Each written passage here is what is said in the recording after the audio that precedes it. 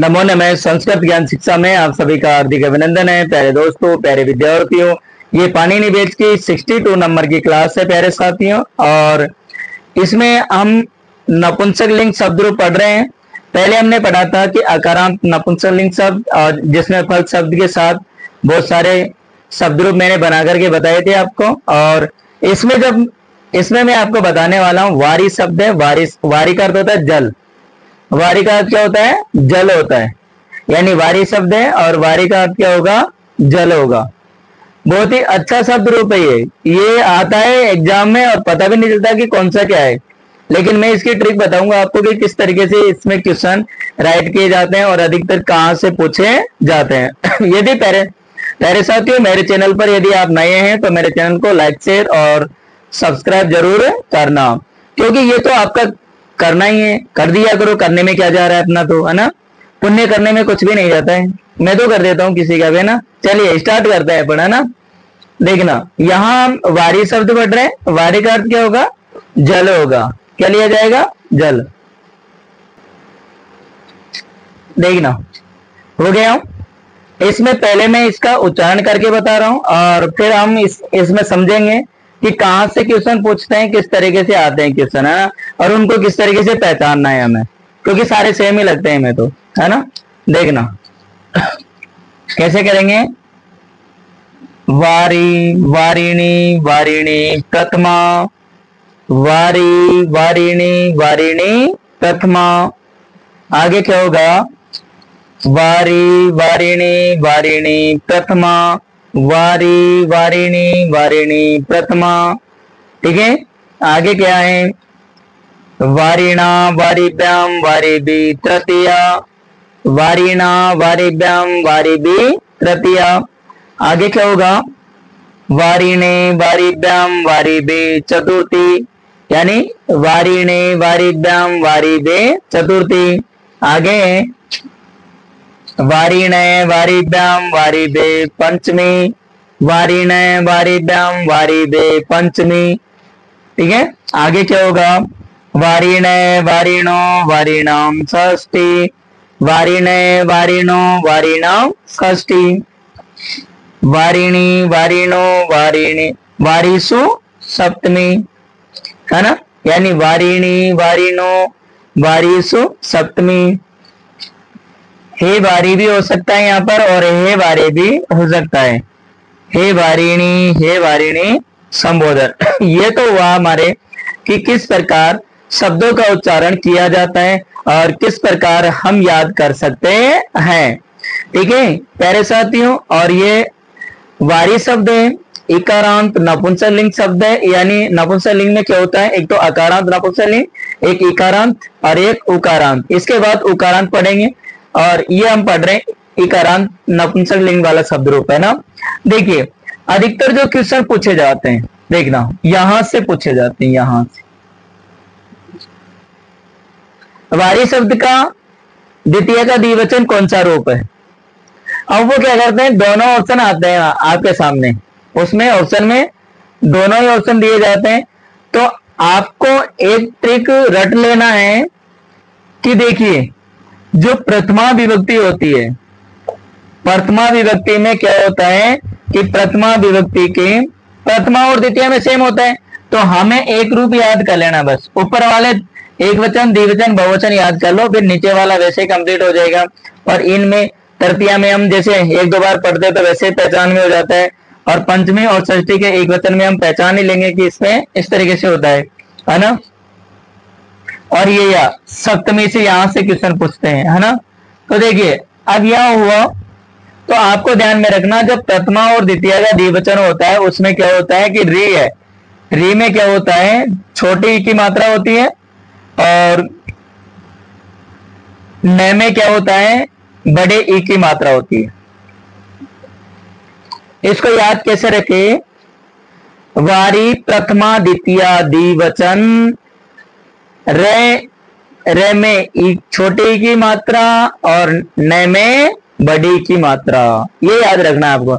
यानी आपको ध्यान में रखना कि जब प्रथमा और द्वितीय में जब कोई ऐसा क्वेश्चन पूछा जाए तो आपको ध्यान में रखना कि वारी शब्द में क्या होता है कि यानी प्रथमा और द्वितीय विभक्ति के द्विवचन में र में तो छोटे ई की मात्रा होती है और न में बड़े ई की मात्रा होती है। अब यदि इनके बहुवचन की बात करें तो इनमें बहुवचन की क्या हो जाता है, उल्टा हो जाता है। री में तो क्या होगा, दीर्घ ई की मात्रा लगेगी और न में क्या होगा, यानी ऋस्व लघु छोटे ई की मात्रा लगेगी। देखिए ये देख लीजिए आप। और यदि सप्तमी के एक वचन में पूछा जाए प्यारे साथियों, सप्तमी के एक वचन का रूप पूछा जाए तो आपको ध्यान में रखना र और न में छोटे ई की मात्राएं लगती है, ये आपको ध्यान में रखना है। यहां से अधिकतर क्वेश्चन पूछते हैं, वारी शब्द से जो क्वेश्चन पूछे जाते हैं आपको तो याद रह जाएगा। यानी वारी शब्द में जब प्रथमा और द्वितीय के द्विवचन में र में छोटे ई की मात्रा और न में बड़े ई की मात्रा, और बहुवचन में पूछा जाए तो इसका उल्टा कर दो, विपरीत कर दो, यानी विलोम पद कर दो। कैसे, र में बड़ी की मात्रा और न में छोटी की मात्रा, सीधी सी बात है, हो गया ना।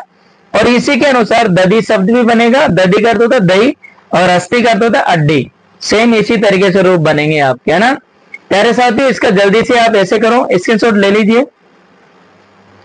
वारी शब्द पढ़ा जो इकारांत है, और अब हम जो पढ़ रहे हैं इसमें हम पढ़ने वाले कौन सा, मधु शब्द है, जो मधु का होता है शहद, शहद होता है, रस होता है, जैसे मधुमक्खियों का होता है।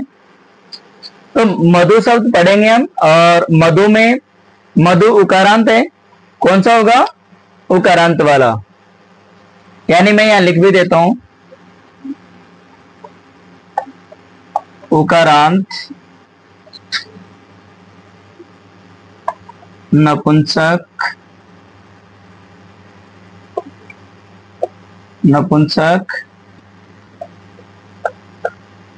उकारांत नपुंसक लिंग शब्द, ठीक है। उकारांत नपुंसक लिंग शब्द होगा जो मधु शब्द है, और मधु का अर्थ क्या होता है, शहद होता है, शहद, मधु का अर्थ होता है शहद, यानी रस होगा। चलिए स्टार्ट करें इसका, देखना पहले उच्चारण कर लेते हैं, फिर मैं आपको ट्रिक बताऊंगा। जैसे वारी शब्द में मैंने आपको बताई थी कि वारी शब्द को किस तरीके से याद रख सकते हैं, देखना। वारी, हाँ सॉरी, क्या होगा, मधु मधु मधु मधुनी मधुनी प्रथमा, यानी मधु मधुनी मधुनी प्रथमा। आगे क्या होगा, मधु मधुनी मधुनी प्रथमा, यानी नपुंसक लिंग में क्या होता है कि प्रथमा और द्वितीय में सेम रूप होते हैं, बाकी सारे पुल्लिंग की तरह चलते हैं। मधुना मधुभ्याम मधुबी तृतीय, मधुने मधुभ्याम मधुबे चतुर्थी, मधुने मधुभ्याम मधुबे पंचमी, मधुने मधुनो मधुनाम षष्ठी, मधुनी मधुनो मधुसु सप्तमी। यहाँ हे मधु होगा या हे मधु, दोनों में से कोई सा भी हो सकता है, और हे मधुनी संबोधन। ये हुआ मधु शब्द जो उकारांत नपुंसक लिंग वाले शब्द रूप है। इसको इस तरीके से हम एक दो बार पढ़ते हैं, क्योंकि रटना नहीं है आपको, रटी हुई चीज भूल जाते हैं, लेकिन समझ, क्योंकि एग्जाम में क्या होता है कि एमसीक्यू क्वेश्चन होते हैं, हमारे सामने आंसर होता है, तो रटी हुई को तो क्या होता है कि हम रिकॉल करते रहते हैं, लेकिन वो होता ही नहीं है। और यदि आपने समझ लिया, यदि टिक से समझा आपने, तो वो क्वेश्चन कभी गलत नहीं होता है। अब इसमें क्या करना, मधु शब्द में जो उकारांत है, उकारांत नपुंसक लिंग में क्या होता है कि जैसे मधु शब्द है तो इसमें द में छोटे ऊ की मात्रा होगी और नी में बड़ी ई की मात्रा होती है, यानी प्रथमा और द्वितीय के द्विवचन में। और प्रथमा और द्वितीय के बहुवचन में उल्टा कर दो, यानी द में बड़े ऊ की मात्रा होगी और इसमें क्या हो जाएगी, न में।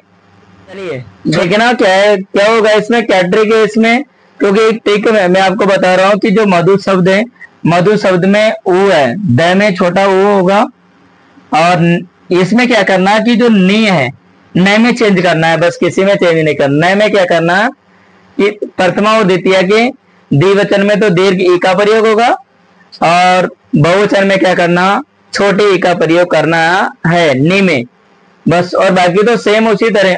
और इसमें भी यहां भी चेंज करना है, उल्टा हो रहा है ना। देखिए यहाँ द में छोटे ऊ की मात्रा और नी में बड़े ई की मात्रा, यहाँ द में छोटे ऊ और नी में बड़े ई की मात्रा, और यहाँ क्या करना, द में बड़े ऊ की मात्रा करना है और इस न में क्या करना, छोटे ई की मात्रा का प्रयोग करना है। इस तरीके से आपको पहचानना है, पहचान लेंगे।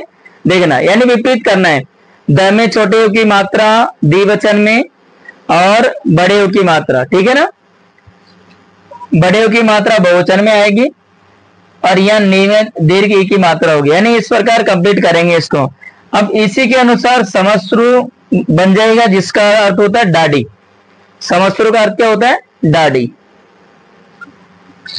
अश्रु का अर्थ क्या होगा, आंसू, जो आंसू आते हैं आंखों में, अश्रु। वस्तु का अर्थ क्या होता है, चीज। क्या अर्थ होता है, चीज। आगे दे रखा है वसु। वसु का अर्थ क्या होता है, धन। ये भी मधु शब्द के अनुसार ही बनेंगे। आगे दे रखा है जानू। जानू का अर्थ होता है घुटना।